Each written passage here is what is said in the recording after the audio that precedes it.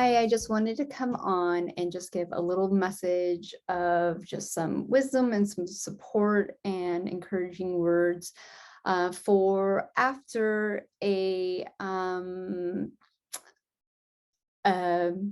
don't know, like either a chemical pregnancy, a miscarriage, a negative pregnancy test, especially after you've put in all the hard work, you've maybe done some medical treatment. I just wanted to come on and say, I know how you feel, and right now it's just devastating. End of story, right? There's not really something, words of wisdom or a pick me up that I necessarily want to say, because I feel sometimes it's almost healthy to just sit with the sadness of it all, right? Because it is incredibly sad. And I know that when you're part of this community and you're getting all these resources, that it's going to be easier for you to pick yourself up after this. But I want to almost give you permission to be in a place of just sadness and anger and frustration and disappointment, and know that all those feelings are like super valid.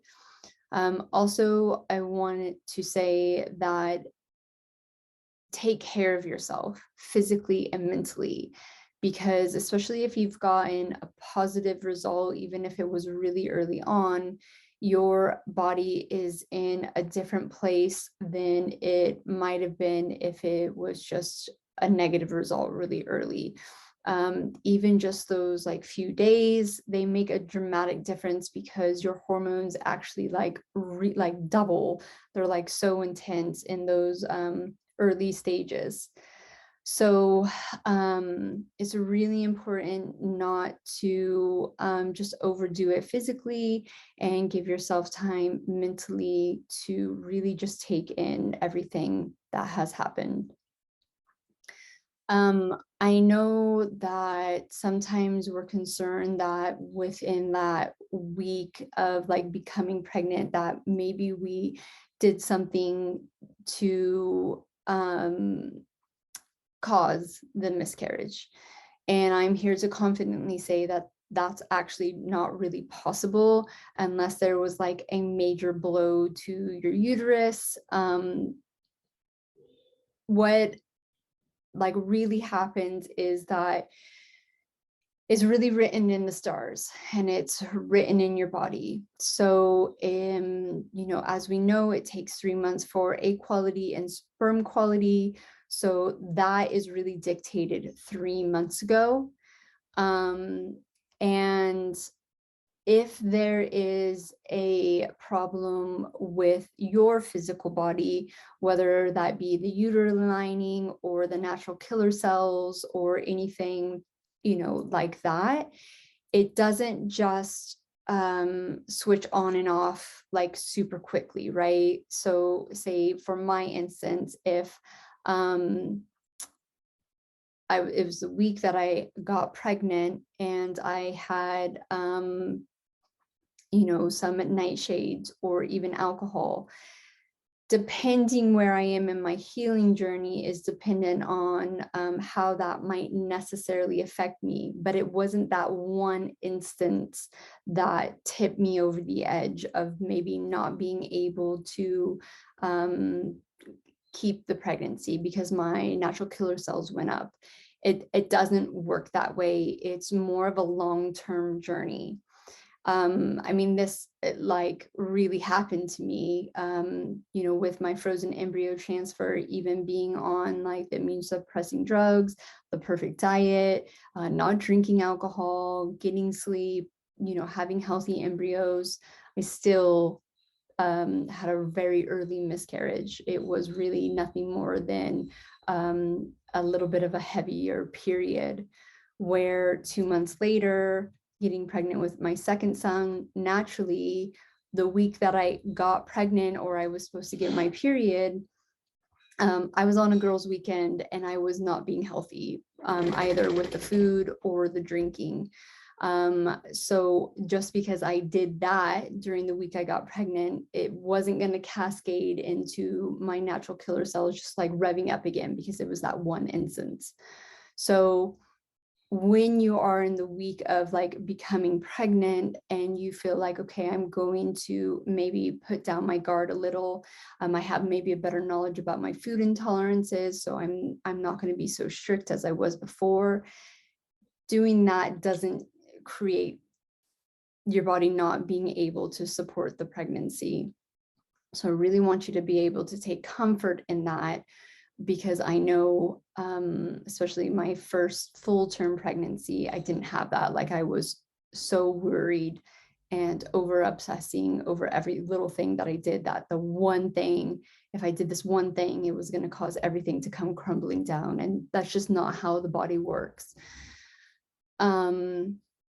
So really, when you're coming, when it's like fresh news, the thing that I wish that someone would have told me was to give yourself time and space to breathe, to grieve the process of what you've been through. I mean, even if you had an IVF or IUI and you didn't get pregnant, like you didn't get a positive pregnancy test, it's still like a grievance, even naturally, right? Like even that month to month, if you have your hopes like that high,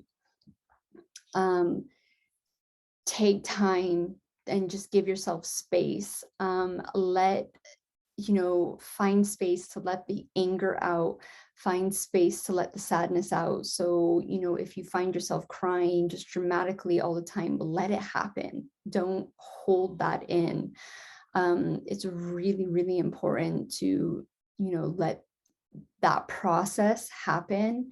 And so you're able to, I know let go doesn't sound like a good phrase, but let that go in a more graceful, gentle way. I mean, obviously, it will be a part of you, but you get to decide, if it's going to hinder you or if it's going to, give you strength to move on.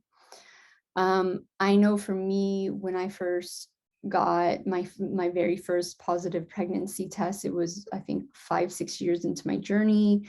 And even though I miscarried that pregnancy, just that positive pregnancy test really fueled me on, like really put like this fire up my butt of like, okay, I can actually do this now, because I had so many years of no proof that my body could actually even get pregnant, right?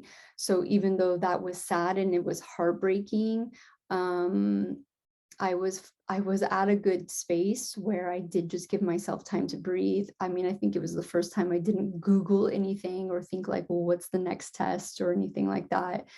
I did just give myself time, and it was really beneficial. Yes, within a few weeks was I looking at my next steps. Absolutely. That's when I moved into an autoimmune paleo diet. And I took the comfort that the things that I was already doing, the mental and emotional work, and then I just tweaked my diet a little bit, was working, because I finally got pregnant, right? I finally did it. So yeah, take time and try not to overthink your next steps of where you're going. And just give yourself time to breathe. And then when you feel emotionally ready and physically ready to take the next steps, if you decide to take the next steps, right? It's all of our journeys are really personal. So some people will be like, okay, that's it, I'm done. Or some people will be like, okay, what is the next thing for me? Where can I look? Where's that hidden gem? So you got to make those decisions for yourself too. Because yeah, we all have our different levels of, I'm done, I can't do this anymore, I need a break, which is all perfectly fine. So just be with yourself. I'm gonna put a link underneath here too about meditation. If you are in a spot where you need to make a decision. So for some people, am I gonna do another IUI? Am I gonna keep, on this trying to conceive journey? Am I gonna do another round of IVF? Am I gonna take a break? It's really good to sit, and your body will like literally physically tell you what to do if you listen and you take the time to follow your intuition.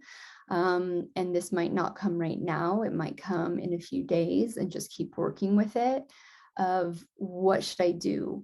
Should I do more testing? Should I do more of this? Should I do more of that? Like, is my husband's sperms like still a concern? Do we have all the answers there? Remember, it's a two-person game, right? But really take the time to listen to your intuition on this one, because no one can tell you the right thing but you. And you do know, you do have the answers. You just have to tap into yourself. So this is for anyone struggling right now with this period of their time. And I hope it finds you and gives you some grace and some peace and some support. And obviously reach out. I know you might not want to reach out into the community, feeling just a little bit more vulnerable. So obviously the emails are open for you to message me. But okay, I'm sending you lots of love and lots of grace and lots of peace and a big hug.